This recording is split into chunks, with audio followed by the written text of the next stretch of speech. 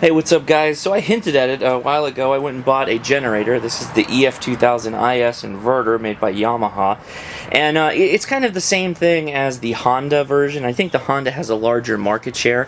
It's still a good generator, but one of the reasons, actually a couple of reasons I went with the Yamaha over the Honda was that it has a fuel petcock switch, which you can see is right here underneath the power switches. This allows me to turn on the flow of gas or turn off the flow of gas, and I can basically turn it off from the tank. It will run the carburetor dry and then shut itself off. And then also here on top it has a fuel gauge, which is immensely useful. You don't have to open up the generator to get at the fuel and all that other good stuff. So what we're doing here is we're kind of like winterizing, is how you'd winterize a car. You do an oil change. This generator is up for its first oil change, so it's ran for over 10 hours, so it's ready to be dumped with oil and put a fresh batch in and then run it dry of the gasoline. You can either drain the float bowl on the carburetor on a generator that doesn't have the fuel petcock, or you can just let it run dry, which is what I'm going to do because there's not a lot of gas that gets into the actual gas tank, in the carburetor. So first thing, what we're going to do is shut off the gas. So you go off here, you go off here. You don't really need to do this, but easier to do it that way.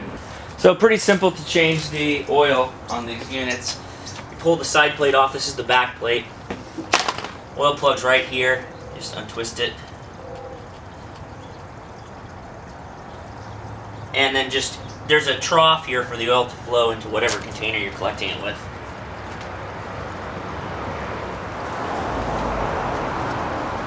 If you want to let it run for a little bit, that's probably a good idea. Heat up the internals, get the oil loose, and it'll flow out a lot easier. I heated this up earlier, but it sat a little too long, but it doesn't really matter. You still get all of it out. I'm just going to tilt it again, just make sure we get all of it. Yeah, there we go.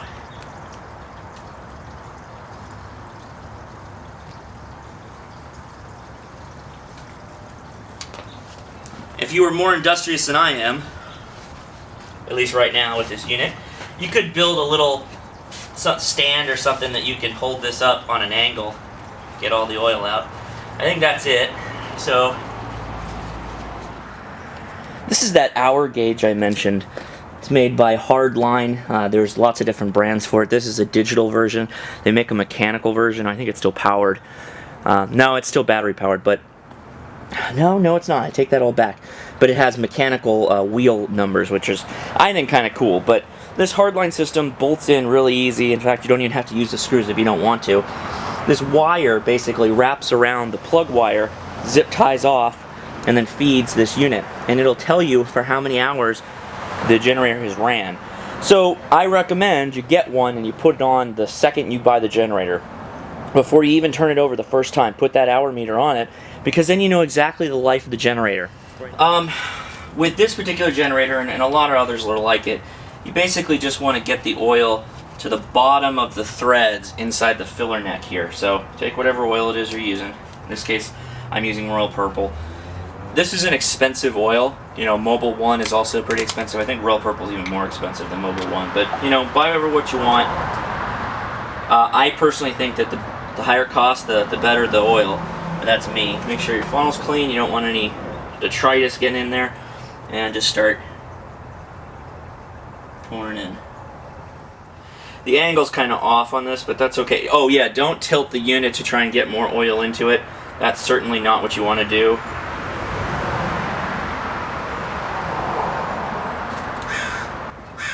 Yep, comes right up to the threads.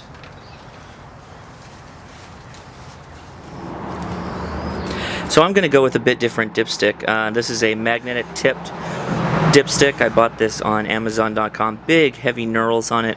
Really easy to work even if you're dirty. Maintain the old one, of course. Keep that. But I'll leave the links to all the items I use, the hour meter, the oil, and this dipstick in the Amazon list there on my A list, and you can see that in the description. But yeah, all you do is give that a little finger tight. Don't over tighten your oil plug. It makes it a pain in the butt to get it out later, so just keep that in mind. So now I'm going to replace the side piece again.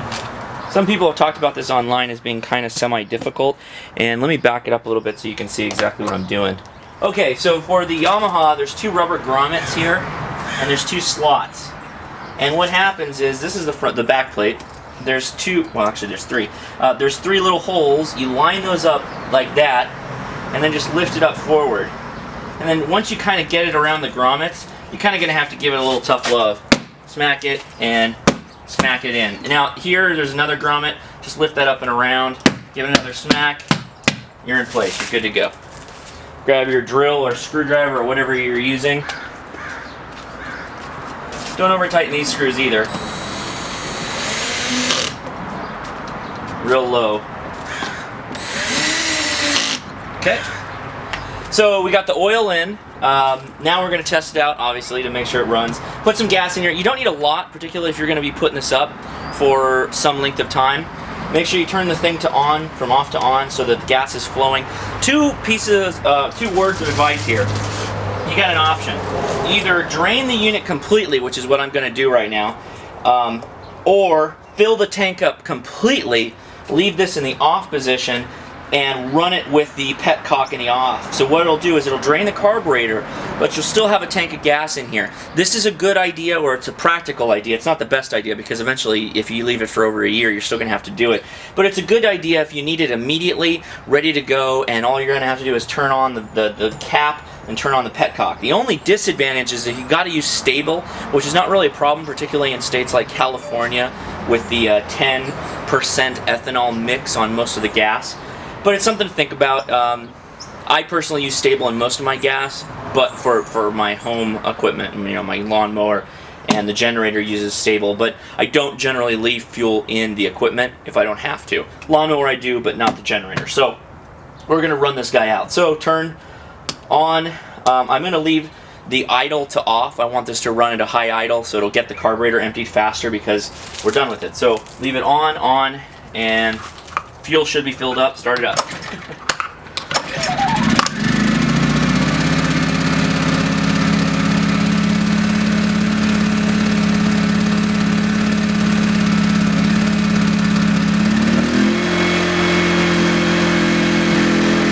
Okay, this is 100% idle right now.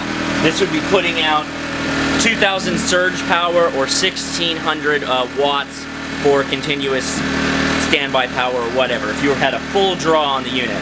What I'm going to do is I'm going to turn on the eco mode to show you what that sounds like.